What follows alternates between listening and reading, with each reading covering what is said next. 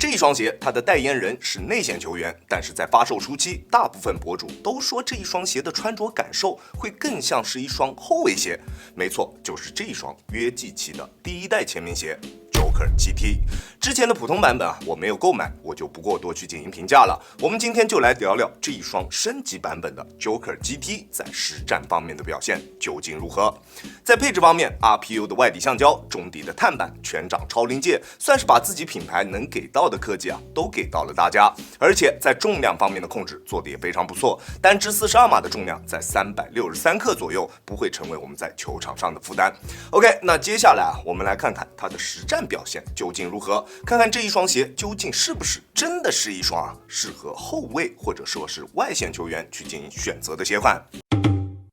RPU 的外底橡胶，之前我在标速 BB 身上已经体验过了，抓地非常棒。在这双 Joker GT 身上的表现同样非常出色，在干净的室内场地上，脚底下不会有任何的犹豫，直拿大拿。在制动的时候，几乎不会给到大家太多的缓冲空间。我还是那一句话，如果你之前没有体验过这种拥有着顶级抓地的篮球鞋，一定要稍微先去适应一下，先穿它去投篮，做一些动作，然后再穿它去进行实战，不然对于你的下肢压力可能会比较大，适应之后再去进行实战，尽量避免一些不必要的伤病。而这一双 Joker GT 相比之前的标速 BB， 它在耐磨方面的表现会要好很多，纹路更粗，深度也更加可观。在我这一段时间的穿着下来，几乎没有出现什么磨损。如果想要用来进行外场的实战，问题也并不是特别大。但是在这一双鞋的大底方面存在着一个比较大的问题，就是因为它的抓地比较出色，而且在前掌的发力点位置处并没有做出针对转身的纹路，所以在我们做一些转身动作的时候，总会因为它的制动力太大而出现转不过来的情况。如果你平时转身这一类动作做的会比较多，那这一双鞋可能不是特别适合你去进行选择。当然如果你平时转身的动作做的不多的，那这一双鞋的大底表现绝对就是顶级的存在，抓地出色，耐磨也还不错，非常棒。中足部位的大面积碳板就是它抗扭的最好保证，不管你做什么动作，球鞋的整体姿态都能保持得非常不错，不会出现夸张的形变。打球强度比较高的兄弟去选择它也完全没有问题，而且它这一块碳板并没有延伸至前掌，前掌也并没有放置什么硬质的板材，整一个中底非常易于弯折，完全没有任何的驾驭门槛。不过因为它的弯折点引导我觉得会稍微有一点点的靠后，自然弯折点不是特别的合适，会稍微有一点点的偏后。像我这种一直被足底筋膜炎困扰的球员去选择它，足弓还是会有比较轻微的酸痛感出现，但是还算能够忍受，不会影响到实战，这一点大家可以放心。而在稳定性方面，它的表现也非常棒，合适的重心高度加上全包围的中底，而且整一个大底的面积也比较宽大，穿它打球脚底下还是比较安心的。当然如果你需要一定的灵活性，也完全没有问题。它的整一个大底造型还是偏向于弧形的，在做一些变向动作的时候，脚底下并不会觉得有什么不灵活的感觉。但是如果你对于灵活性的要求会比较高，那这一双鞋一定不会是你想要的。毕竟它的代言人是约基奇嘛，做的过于灵活也不像样，对吧？它的整一个稳定和灵活的占比差不多在7:3的一个样子，算是一个更加倾向于稳定的鞋款。OK， 这一双鞋的基础性呢是完全没有问题的，抓地出色，抗扭优秀，稳定性也同样非常棒，说明这一双鞋你要穿它去进行打球，那肯定没有任何问题。那接下来我们就来看看这一双鞋在风格化上面的处理做的究竟怎么样，看看这一双鞋会更加适合哪一类型的球员去进行选择。首先在脚型适配方面，这一双 Joker GT 的鞋楦依旧是一个偏宽一点点的鞋楦，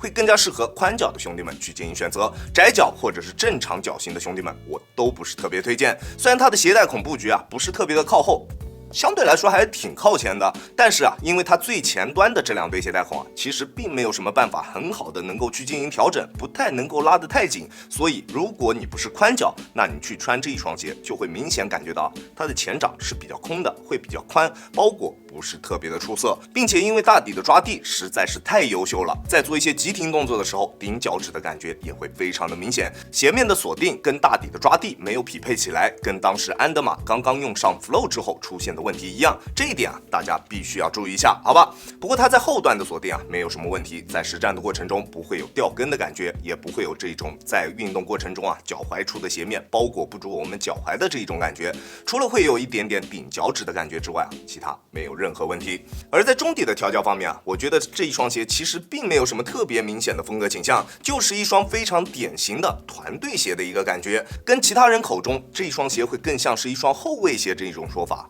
完全不一样。确实啊，它的中底重心并不算高，但是也绝对不算贴地。相比之前约基奇穿过的大3 Future Joker GT 的重心，甚至还要更高一些，算是一个比较适中的高度。不过相比之前的大3 Future 啊，相对来说会比较偏硬的一个中底调教。Joker GT 的中底密度会明显要更低一些，更加的柔软，脚感也会更加出色。但是啊，因为它的中底缓震材料做了一个全方位的包围加固，所以并不会有特别明显的泄力感。在发力蹬地的时候，脚底下的感觉还是比较直接的，但是啊，因为中底的密度相对比较低，所以缓震极限并不是特别高。在室内木地板上面穿着的时候，确实它的缓震是不错的。不过像我180斤的体重啊，穿它在单纯用脚后跟着地的时候，还是会有一点点轻微的震脚感。如果你要穿它去一些外场的硬质场地上面打球，或者啊你本就对于缓震的要求会比较高，那这双鞋其实并不是特别适合你们。当然啊，相对比较柔软的中底让它有了更好的中底过渡。在我们蓄力起跳的时候，中底的过渡确实非常棒，中底的力传导也非常的丝滑，不会有明显的断层感。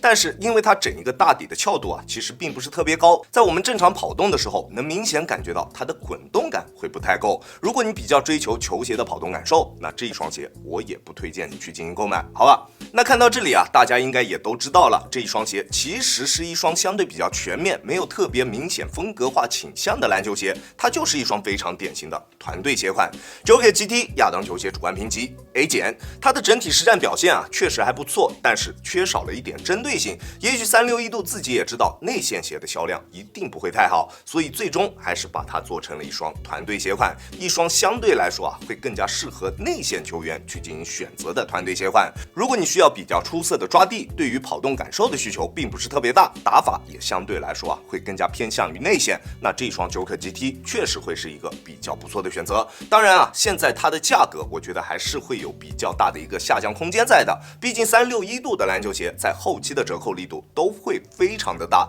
定价比它更高的大3 Future 在前不久啊不到300就能拿下了。那如果你不着急去购买这一双鞋，我大胆预测这一双鞋未来的价格可能也会到个300左右，甚至是300以内。那到了那个时候再去购买啊，那这个价格真的就是比较香的了。OK， 这就是本期视频的全部内容了。再次感谢大家观看本期的亚当球鞋。如果你觉得我的视频还有点意思，欢迎大家在各大平台搜索亚当球鞋找到我，记得要点击关注哦，这会对我有非常大的帮助。好了，那我们下期视频再见吧，大家有空来做 ，Peace。